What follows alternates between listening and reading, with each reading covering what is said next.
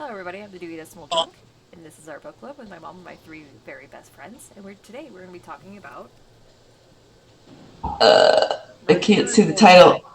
Oh, How to Murder Your Employer by Rupert Holmes. McMaster's Guide, sorry. To It's homicide. The McMaster's hard Guide to to Homicide. say. I know. Thank you. Murder Your Employer. McMaster's Guide to Homicide. Thank you. It's a long title. Yes, it's very It is. I remember this book being super interesting, and I enjoyed how it was happening. But the problem was there was three storylines, and two of them I did not care about, and I just really enjoyed the main guy going through everything and how it ended with him. I did not finish. I didn't read it. I read it and I finished it, and I mostly agree with Q's sentiment here. Like the main character was very interesting, like he was very sympathetic. But the problem is that the book branched off at some point into two of his classmates, and like they were fine for their own purposes, but they should not have been as much of the book as they were.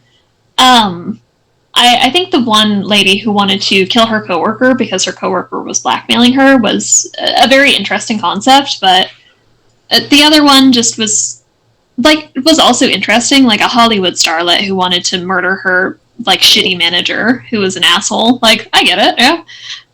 The one that stole the cars, that stole the car, that stole the car, that stole the car, that stole the car, that left the car, then stole another car.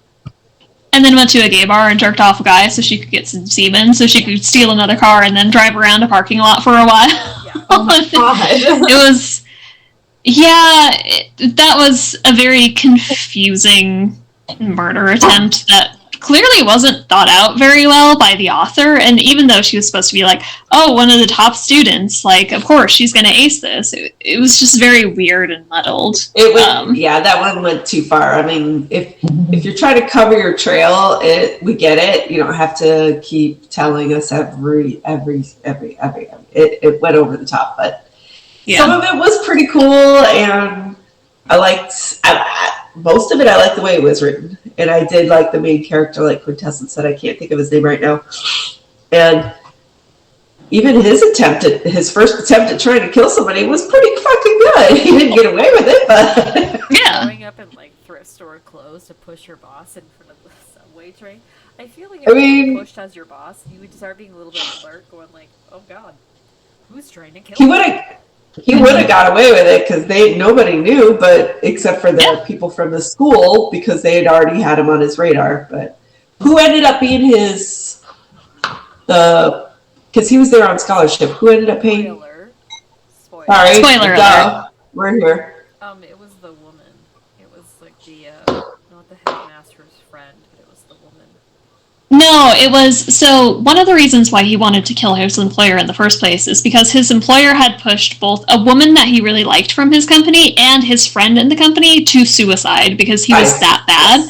And it was the wife of the one male coworker who paid for the scholarship. And that was like a nice bow. Like, that made sense. I like that. It gave us a mystery as to who she was, and then when we find out who she was, we're like, oh, that's kind of cute. That's kind of cozy-ish, And then, of course, he ends up being a instructor at the school.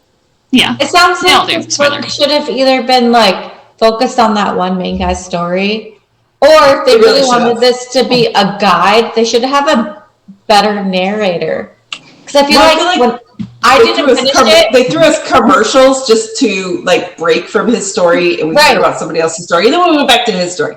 So it's like a little commercial. They should have had a narrator that was like more important to you. Yeah, but I mean, it's kind of describing his surroundings, but we didn't need their backstories as much as they gave us, if that makes sense. Yeah. And there was also a narrator character in the headmaster of the story, and like that was actually a really cute like introduction and bookend, because he pops in occasionally to be like, there are some things that have been redacted from this letter, and like general like British kind of style quirkiness. And then at the very end, if you read like the author's notes afterwards, there was like him being like, oh yes, they're going to dedicate a brand new statue to me, and everything's going so great. Hold on, they sent two guys here. I don't recognize them. Why are they? Oh gosh, they're very forceful. They're pulling me away. Why are we going down to the boiler room? Hold on a second. Very obvious that they threw him in the fucking boiler. But, like, the guide part, it makes it feel like this is not a guide. This is just, like, No. storytelling. But it Yeah. doesn't say it's a guide. Yeah, it does. It does. Big Master's Guide to Homicide. Homicide. Well, the school, that's what the school is. Okay. Yeah. Also, like, So I can't really blame them. It's such a catchy title. It's fun to say. McMaster's Guide to Homicide. Hell yeah. Yeah. I mean, who doesn't want to murder their employer? Right, exactly. I'm so sorry. America. Oh, sorry, yeah, cute. You have a career to think about. I love my job. What are you talking about? Me too. Anyways, so what are our ratings for this book? I didn't read it. Ow, my cat's biting me. Siren. That's a I would say 4. It was solid. It was just a little confused with all the storylines. I got so bored with one of the chick storylines. Ow! Gosh, she's so mean. She's like, no. She doesn't want me to. Alright, thank you for joining us for Murder Your Employer.